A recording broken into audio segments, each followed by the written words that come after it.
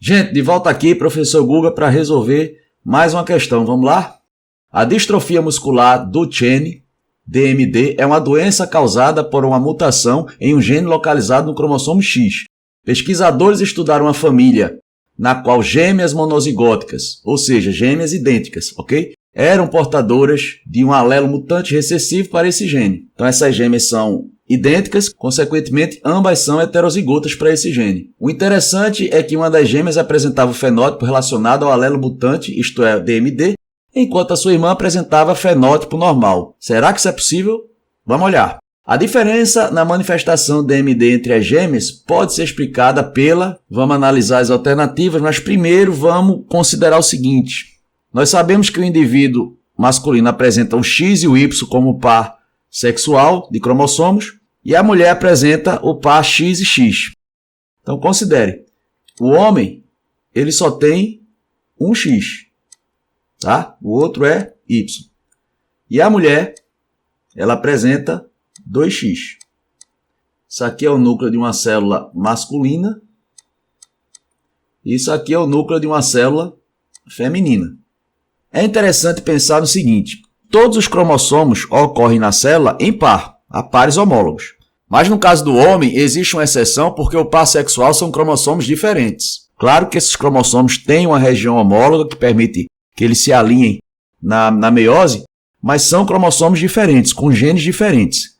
Entretanto, o fato do homem ter apenas um X não interfere no padrão de normalidade de funcionamento das células. O que se pode verificar é que, diferente dos outros cromossomos cujos genes de ambos os homólogos se expressam, parece que no caso do X, o padrão normal de funcionamento é apenas um cromossomo X ativo, ok? Porque se não fosse assim, todo indivíduo do sexo masculino não teria um padrão normal de funcionamento de suas células a partir da regulação dos genes com um X só. Só quem poderia ser contemplada nesse padrão de normalidade seria a mulher. Parece que o cromossomo X foi feito para funcionar somente a partir de uma única unidade. Nesse sentido, o problema passa a ser da mulher, que tem 2 cromossomos X. Porém, a célula feminina ela passa por um evento chamado de inativação do X. Nesse sentido, somente um X permanece descondensado, permanece funcional, e o outro X ele é condensado, ele é empacotado, o que faz com que o núcleo da célula feminina acabe apresentando uma região que lembra o nucleolo, né? O nucleolo é uma mancha, tem um aspecto de mancha quando a gente vê no microscópio óptico. A gente sabe que o nucleolo, na verdade, é uma região com alta densidade de DNA, mas no caso do núcleo feminino, uma outra mancha de menor proporção aparece, geralmente próxima à carioteca, de forma que, assim como no homem, a célula feminina ela também só tem um X funcional. Então existe esse tipo de compensação que forma essa estrutura conhecida como cromatina sexual, tá? Ou corpúsculo de Barr. Mesma coisa. Cromatina sexual ou corpúsculo de Barr. E a gente sabe que nada mais é do que um dos cromossomos X condensado. Agora, quando essa inativação acontece? Aí é que tá, ela é aleatória, tá? Toda mulher tem um X, né? Tem um cromossomo X que foi herdado do pai, então seria um X paterno, e tem o outro cromossomo X herdado da mãe, seria aí no caso o X materno. Qualquer um dos dois pode ser inativado, pode ser condensado, o processo é aleatório. Pode ser que em uma célula a condensação ocorra em um X paterno, já em outra célula ocorra no X materno. Até porque isso é um mecanismo que não ocorre desde zigoto, tá? Não é a partir do zigoto que essa inativação do X já acontece. Se fosse assim, possivelmente nós teríamos o mesmo X condensado em todas as células do organismo feminino. Isso vai acontecer depois de algumas mitoses, depois de algumas divisões que o zigoto sofre. E nesse sentido, alguns blastômeros acabam inativando o cromossomo X paterno, já outras células inativam o X materno. No caso dos gêmeos idênticos, esse evento de inativação do X ele vai ocorrer efetivamente depois de surgirem os 2 embriões. Então imagine o seguinte, uma irmã